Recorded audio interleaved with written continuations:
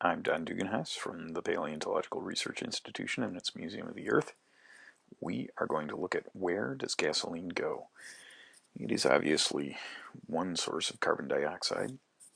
We want to sort of sort it out. Americans burn 380 million gallons of gasoline on the average day. That's more than a gallon per person per day. Wow. Where does that go? Well, a gallon weighs about 6 pounds, a little more than 6 pounds. So if you use 10 gallons of gasoline a week, what we want to know is where does that 60 pounds go? We remember from middle school science that matter can neither be created nor destroyed, only changed in form.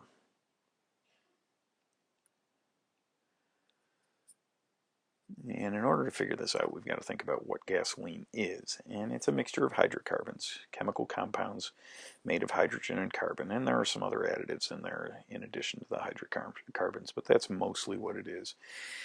And on average, it's got a chemical formula of C8H18. That's octane, the compound octane, but it's not. Again, there are other things in there as well. And we want to know what you get when you burn octane. And what you get is carbon dioxide and water, and that's in a gaseous state. So it's carbon dioxide, the gas, and water vapor, also a gas, and energy, of course. This is looking at it diagrammatically, so looking at a picture of what's going on with the atoms and molecules we're talking about. And the molecules that we're looking at are oxygen, a diatom, two oxygen atoms bound together, 20% roughly of the atmosphere, and the big thing that looks like a caterpillar is an octane molecule. And we give it a spark, and things recombine. And now we've got carbon dioxide and water instead of octane and oxygen. So now what we're looking at are carbon dioxide molecules and water molecules. And when we look at just the carbon dioxide molecules, having taken the water out of the picture, and we compare them to what we started with, that octane molecule, we can see that the carbon dioxide molecules weigh a lot more than the octane molecule. And in fact, if we look at the chemistry, we've got 8 molecules of carbon dioxide, each with a gram molecular weight of 44 grams per mole, and you multiply 44 times 8 and you get 352, whereas the molecular weight of the octane is 114 grams per mole. So what that means is that the resulting carbon dioxide and water weigh a lot more than the gasoline we started with, because the reaction used oxygen from the air, not just gasoline. And that means that burning this 6-pound gallon of gasoline yields 19 pounds of carbon dioxide. Again, I say, wow. Now, thinking about the weights of things is not too hard to do. A gallon of gas is pretty easy to picture, and it doesn't seem weird to think that it weighs about 6 pounds. A gallon of water, by the way, weighs about 8. Gasoline's less dense. 19 pounds of invisible gas, though, is harder to understand. So what we're going to do is think about a different way to visualize that, and thinking about balloons. An inflated balloon weighs more than an empty one because the air or the other gas that's inside it does weigh something. So what we want to ponder here is how many gallon-sized balloons would it take to hold 19 pounds of carbon dioxide? What do you think?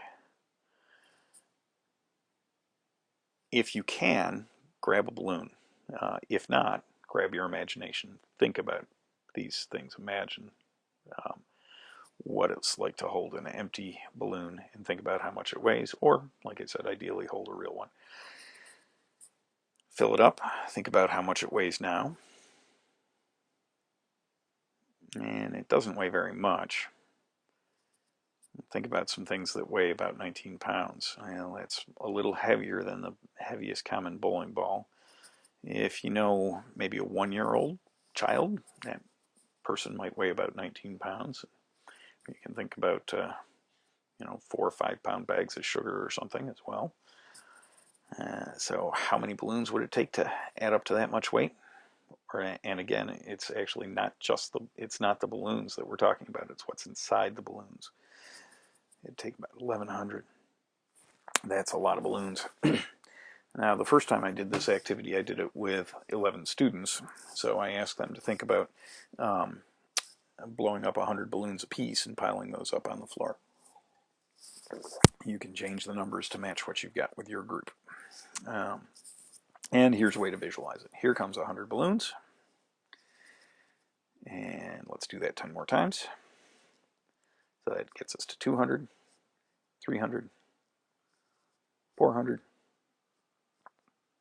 500, 600, 700, 800, 900, 1,000, 1,100. That's a lot of balloons from 1 gallon of gas. You can think about how many balloons worth of oxygen it took to do that too. So again, burning 6 pounds of gasoline yields about 19 pounds of CO2. Wow.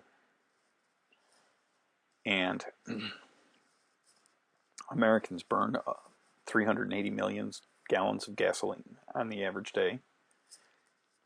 That's over 7 billion pounds of carbon dioxide produced every day just from burning gasoline. Wow. And we burn about 3 million tons of coal a day, and the chemistry and math are similar. That's about 6 billion pounds of coal, and that yields close to 9 million tons or 18 billion pounds of carbon dioxide. Wow. And we burn a lot of natural gas too, 67,000 million cubic feet of natural gas on the average day. Natural gas doesn't produce as much carbon dioxide per unit of energy, but it still produces quite a bit. So 4,000 tons or 8 million pounds of CO2 on the typical day. And methane leaks sometimes along the supply chain from coming out of the ground to going into your house or business. And methane is a powerful greenhouse gas. So you've got to ask the question, is it realistic to assume that changing the atmospheric chemistry to this extent can be done without consequences? And so what do we do? Well, the short answer is to use less energy, a lot less energy.